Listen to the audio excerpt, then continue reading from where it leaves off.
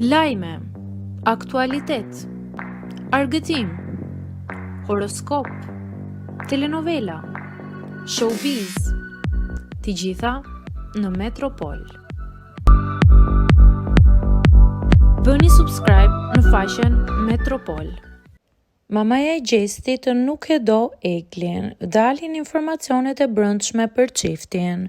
Gjesti u shpall fituesi i edicionit të 4 duke lënë pas një garë të fortë me këngëtaren Rozana Radi.